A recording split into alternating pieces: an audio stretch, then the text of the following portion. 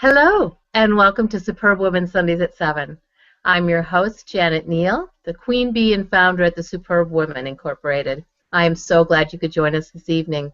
We have a wonderful guest tonight, Judi Rosenthal, and until we get to Judi, let me just tell you a little bit about the Superb Woman. I have started the Superb Woman with the belief that women can change this world, and will change this world, when we understand just how powerful we are. I believe that so many of us either don't understand that or we're giving our power away. And that's part of what I'm doing here tonight, is to be able to show you women who understand that and are living amazing, powerful lives because they've taken the time to understand who they are and have crafted and are living a life that represents that. They have learned that it's more important to be first and then do. You know, I'm one of those, I like to call myself a reformed superwoman. I'm one of those people that bought into the superwoman role, believed that I had to do everything, do it by myself, and do it perfectly. And may I just say, it is an unsustainable model. And there are so many of us who just felt, you know, it was so important to do. And as a matter of fact, there's the question that goes around often, you know, can women have it all? And can women do it all? Well, I think women can do an awful lot when they want to do it, when it's the right thing for them. And then, watch out. There are so many amazing things that we can do. But it's all about the be. It's about being first and then doing. So I started this show to be able to highlight women who are doing just that, who have taken the time to understand who they are and are doing amazing things in the world to help other people. And as a result, there's this positive energy that's being put out there. And Judi Rosenthal is no exception. I met Judi. She was the keynote speaker at Women's Leadership Exchange event. And I so identified with what she was talking about. I loved her energy. And so I went up and introduced myself to her, and we've had a few conversations since. And she has a wonderful story, as you'll be hearing. She's a person who started off in music, going to a music conservatory, and then has turned over and gone the direction of sales and marketing. And I know you appreciate her story. She's got great energy, is doing wonderful things. And so, Judi, thank you so much for being with us tonight. Thank you, Janet. I'm glad to be here. It's great. So, Judi, tell us your story. How did you start off, you know, with this focus on music and end up being this sales and marketing guru, a self-promotion coach?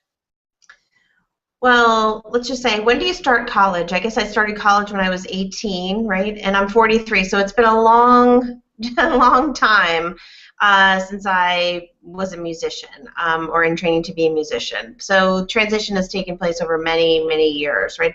And I kind of feel like, to echo what you were saying, that for me at least, my journey and career in life feels like it's in constant transition because I do try to stay very sort of true to what I feel and what I want and kind of where I'm at and what new capacities I want to always be exploring. So I haven't had, you know, the kind of the stick with it, you know, pick one thing and stick with it forever type of career. I've had many different sort of eras along the way. But back to the beginning. So I, you know, trained to be a professional musician. I went to a very prestigious school to become a flute player, professional flute player. I went to Boston Conservatory, and I always like to joke I have this very, I don't know, top, you know, level degree in flute performance that I'm putting to excellent use in sales and marketing and financial services. And, you know, I joke about it, but I think, you know, what happened is I really honestly kind of came to this recognition that I needed to make money and that I didn't think I was going to be able to make a living, or the kind of living, I guess, that I wanted to make as a musician. And it was a hard thing to conclude. It was a very difficult conclusion to make.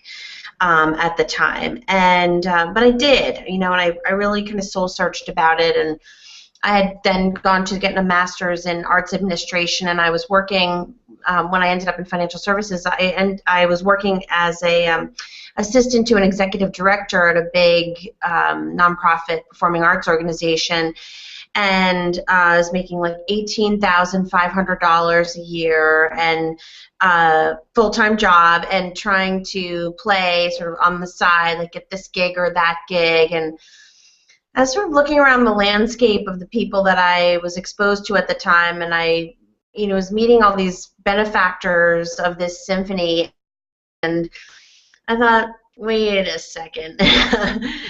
I have a lot of knowledge, and I have a lot of skills, and I have a lot of heart, and I have a lot of passion, and I want to, educate the audience of the future, and I want to play. And I thought, but the people who really have all the influence here seem to have a lot of money.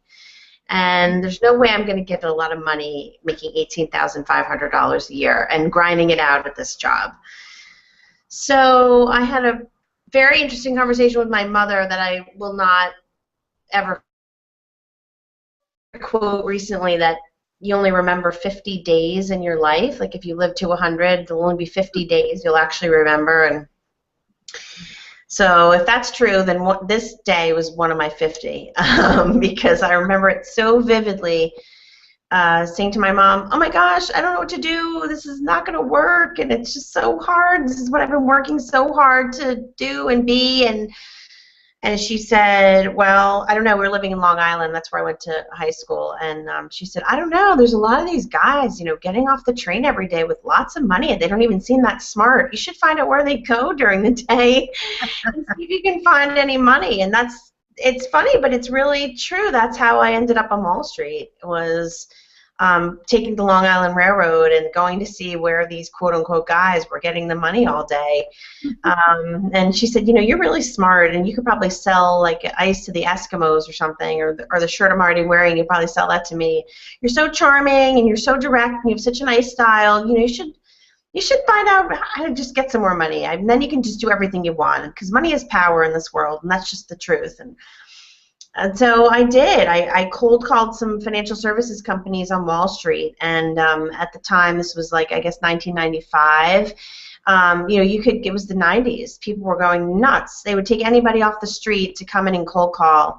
You really just didn't even need any background or skills at all. They would sit you in a room with a phone and a phone book and say, go have at it. And if the fish bites on the end of the line, then come get us, and we'll tell you what to do. And so that's how I got started. And, in the beginning, I was sort of hesitant to share my background. Sort of like 2 weeks ago, I was playing my flute and working in a nonprofit symphony, and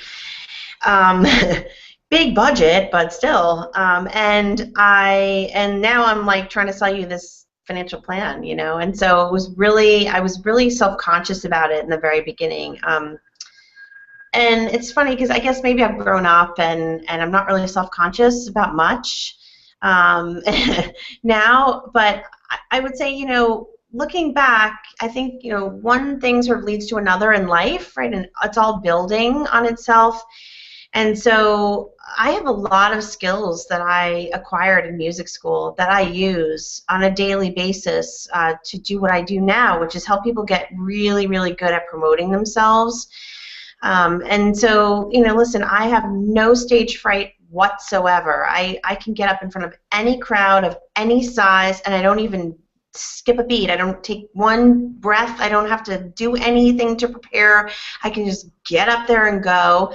And that's for me, growing up as a performer. I've been a performer since I was 3 years old.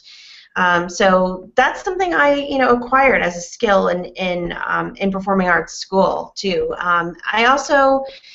I feel my music education provided me with a lot of analytical skills. It showed me, and I remember at the time, you're in high school and there's sort of that messaging or that socialization that, girls are not as good at math as boys, and I've totally bought into that. And I thought I was awful at math and very down on myself for being bad at math. And then I got to music school, and I was like brilliant at music theory, and I'm a highly analytical person. It's just I didn't really understand algebra. So Right. I use those analytical skills, and I used them when I was managing money, and now I'm not managing money, but I'm certainly running a business, which requires lots of analytical skills. And the way that I problem solve is really built on the skills that I have and that I acquired as a musician. So you just sort of never know. It's kind of interesting now raising two little children and thinking about their future and their path. And I don't know. I feel my dad was one of these sort of one-track career people. He wanted to be a doctor, so you did A, B, C, D, and then he became a surgeon. And he was very distraught over my choice of college, and he just couldn't understand like what that was going to be and what I was going to do, and just couldn't visualize it. And I feel like I've had 6 careers in one, and so again, raising little children, I sort of think like I don't know that. I just think it's about learning and taking in what's around you and being open to other people and new experiences, and just having a zest for or a curiosity about learning, and then also just being grounded in sort of what's important to you, and having what you're doing be a reflection of that.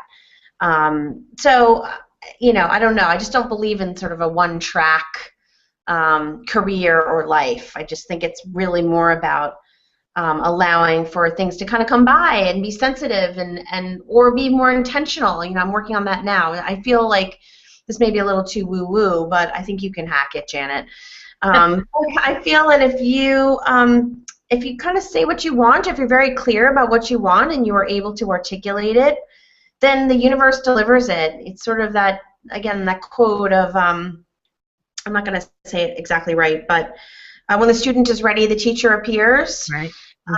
And I really believe that, and more, I guess, as I get older, more and more. The more clear you can be, the more articulate you can be, hey, this is what I'm interested in now, then people start to show up and say, well, here's, an introduction, or here's, a project you should work on, or, oh, I just heard about this book you should read, and it just sort of all shows up. And it's not because, people are just thinking that without you saying it. It's because you've been clear, and you have kind of put up the flag. You've raised the flag. This is what I'm curious about now. And so Right. I guess I'm just becoming more, and I'm working on becoming even more intentional about and doing that soul searching on a more constant basis. So Excellent. that's Your point about the intentionality, I think is a very important one, and that's one that I've been trying to get across. That's the reason why when I introduce my guests, I always say how I met them, because people ask me, wow, how did you meet so-and-so? Because I put myself out there, because I want to, my intention is to meet amazing, superb women, and obviously I'm meeting all these women, so thank you very much for bringing that forward, because I think it's a really important point. I do too. I do too. So I want to get back to your mother. How fabulous that she kind of supported you on all different roads that you go down, and that she encouraged you to keep pursuing things and to have that air of curiosity. I think that's so important, to maintain that air of curiosity. So besides your mother, is there somebody else who has helped you on your path? Oh, so many people. I mean, impossible to count. And I think, people sort of come and go, right? I think in life, and I think they sort of come in when they need to be there, and then they sort of leave. And I mean, I have some old friends, but I would say, like I look around my life as sort of an inventory, and I think, the friends that I have now, I didn't have these kind of friends 10 years ago, and it's because I wasn't attracting this kind of friend, then. Right. And so as far as people who have helped me, it's I can't really like point to one. I mean, there's a sweet story about a lady who handed me a flute in the third grade that I'm on the board of a nonprofit in New York called Step Up, and it's a network for professional women, and the mission is sort of twofold. It's to serve teen girls from poor schools with an after-school program that's about empowerment and confidence. And we have a 100% high school graduation rate, and 100% of these girls go to college, and 100% of them are the first ones to go to college in their family, and it's really fantastic organization. And their motto or their tagline is, if you can't see it, then you can't be it. And I remember being handed a flute. I was in third grade, and this band teacher came around the classroom, and she said, if you're a boy, you can play saxophone or trumpet, and if you're a girl, you can play clarinet or flute. And she said, which one do you want? And she opened up the box like with the flute inside, and it was like it looked like to me it just looked like a candy box. Like it was the way she opened it, even it was just like it was shiny and silver and all these keys, and it looked so complicated. And I will never forget it. Again, maybe it's one of my 50 days. And so anyway, I recently had the opportunity to search for her and find her and thank her for handing me the flute. And I mean, she just had she didn't remember me, obviously, but I wanted her to hear from me that the impact that she had and kind of where it all went. And frankly, I wasn't having a good time in third grade. I was not having a very good childhood, and so when she handed it to me, it really gave me a voice, and that no one could argue with, and that was very, very important to me. It was really pivotal. I mean, in terms of my life and my confidence and my self-worth and my ability to express myself. And so it was really great. We're both sobbing on the phone, and she'd since retired, and it was just a great moment to be able to go back. So I'd say she was very important, very influential person. And there was this guy who's still a very good close friend of mine. I'll just give another example. He was the training manager when I first got hired as a cold caller at American Express and Financial Advisors. And he was the guy, to drive me all around to different people's houses and try to sell them mutual funds at their kitchen tables. And oh my gosh, he's a great friend still to this day. And if it hadn't been for him, I just don't think that I would have survived, because I can't even tell you the anxiety. I vomited on the side of more roads. I was a nervous wreck going into these people's houses and trying to push stuff out to them and not even knowing what I was talking about. He just was so full of so many great pieces of advice how to stay motivated, and persistence pays, and here's how you do this business, and this is how you become a great prospector, and planting the seeds now for how you're going to reap the harvest later, and just all these amazing business lessons that I was just really honestly blessed to learn. He was just a super mentor, and remains to this day. I just saw him for lunch a couple weeks ago up in Boston, and it's just has been a great mentor for me. Fabulous. Oh, those are wonderful stories. And I think, the fact that you sought out this woman to thank her it's beautiful. And, you never know how you touch someone's life, so that's so nice that you did that for her. Yeah, it was great. It really was a great moment. She was not easy to find. Yeah, I bet. So you and I had also talked about shoulds. My belief is that superb women have learned to let go of some of the shoulds in their life, because shoulds contain guilt. So what's one should that you have let go of? I've let go of so many, and more since I've had my second child.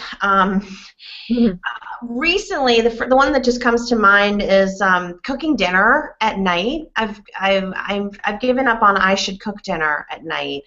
I'm working really, really hard. I'm running a business. My husband is a full-time stay-at-home parent. I have two small children. My daughter's 6 and my son is 2.5. and it's busy and it's hectic, and my son, goes to bed at 7 o'clock at night. So for me to get home and cook a dinner, and it's just I have to be home at 5. I mean, and I really can't be home at 5. And so I've said, I used to be like, oh, I should be a good mother. To be a good mother means I should go home and cook a meal for my children every single day. And so I've given up on that. And what I do is actually cook a full breakfast in the morning, because my son wakes up at 5, and so I do have like 2 hours from 5 to 7. That's my time with my son in the mornings, and we actually cook the breakfast together. I know that sounds funny, but he's 2 years old and he can cook a breakfast. I mean, he can mix the eggs, and he can set the table, and he can slice strawberries now, and he's a good helper. And so it's our time, and we can spend it together, and put a meal on the table. So we sit down to a pretty full breakfast in the mornings, and so I've given up on the dinner, and I've focused on breakfast instead. But that word, I'm just over it. I think I might have told you that when I first got married to my husband, I might have been just dating my husband. We actually had a ceremony to rid our home of the chi around the word should. We wrote the word should on a postcard, and we put it on the outside of our apartment door, and then we used burned sage, and we cleared the word from our home. And we don't have it in our home. It's just not a word in our home. You certainly did share that with me. I just loved that story. Yeah. You have a pretty remarkable husband to have come up with that. I know. He wasn't my husband then. It was probably one of the reasons he is. Yes, definitely. And I love the idea of the breakfast. I mean, it's not about the meal, it's about the together time. And I think breakfast with his mom is going to be one of his 50 days. I think so. I think it's really a great thing. And it's very pleasing to everybody. We sit down and start our day together, and it tastes really good, and it's really nice. Really good way to start the day. It's wonderful. Yeah. So, Judi, you're a self-promotion coach. So tell our viewers what a self-promotion coach is all about.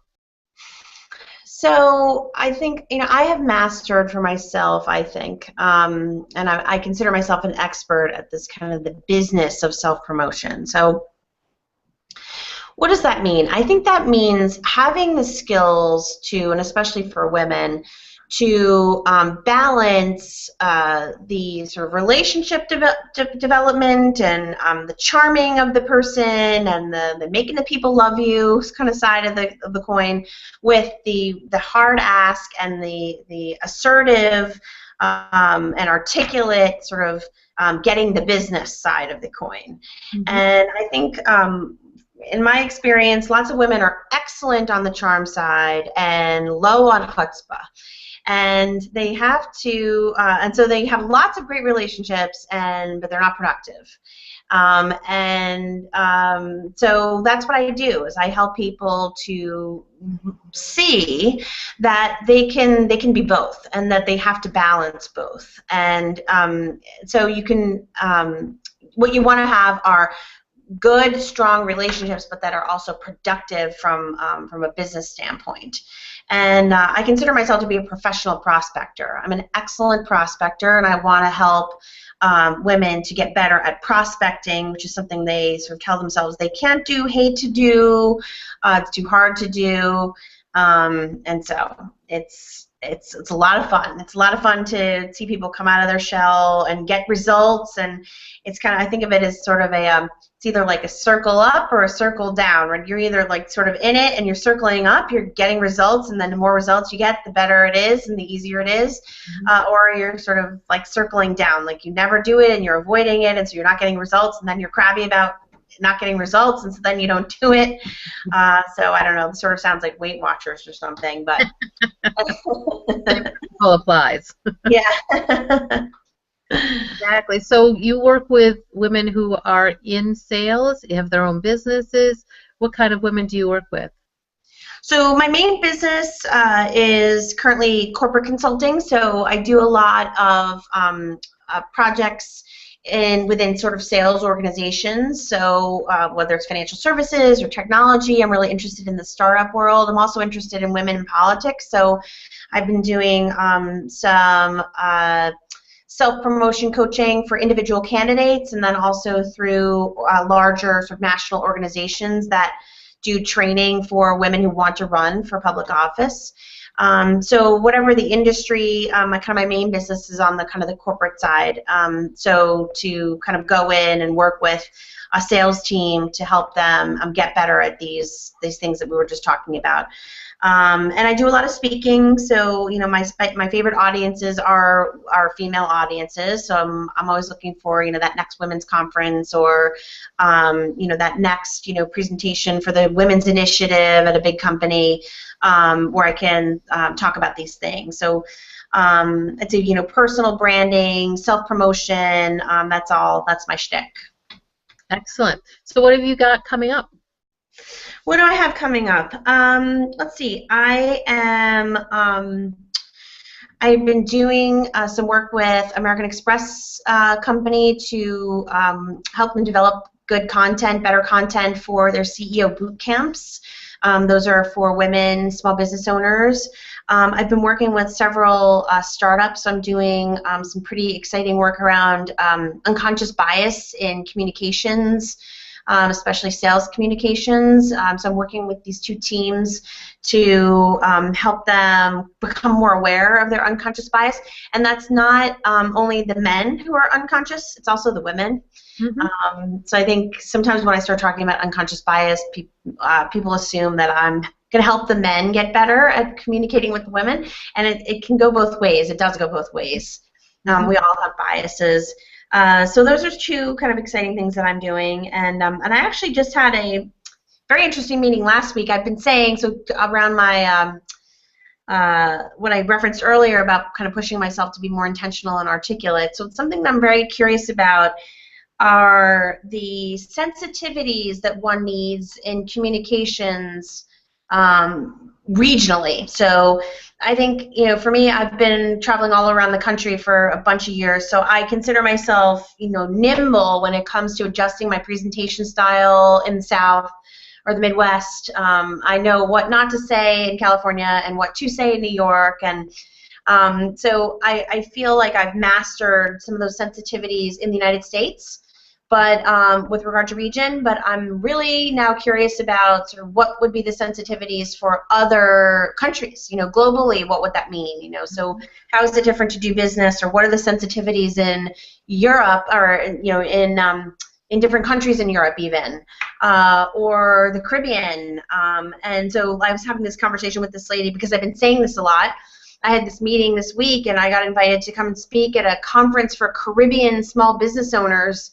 And I thought, and she's gonna give me a primer on, sort of what I need to know to be able to tailor my presentation. So that's kind of something that I'm exploring now, is how to think about these things that I already know, but how to expand on them and kind of learn more about other people in the world. Excellent. Excellent. Well, Judi, again, you are a wonderful example of a superb woman, someone who is learning, continually learning about herself, and is taking the time to be first and then to do. So thank you so much for being a guest on my show. Thanks for having me, Jan. It's a pleasure. Thank you. And join us next week. My guest is going to be Joya Das. For those of you in New York, you may recognize Joya. She is a news anchor on New York One, and she also has a organization for women of Southeast Asian descent called Lady Drinks. And you'll be hearing a lot more about Joya next week when you join us at 7 o'clock on Sunday for Superb Woman Sundays at 7. Until then, have a fabulous week.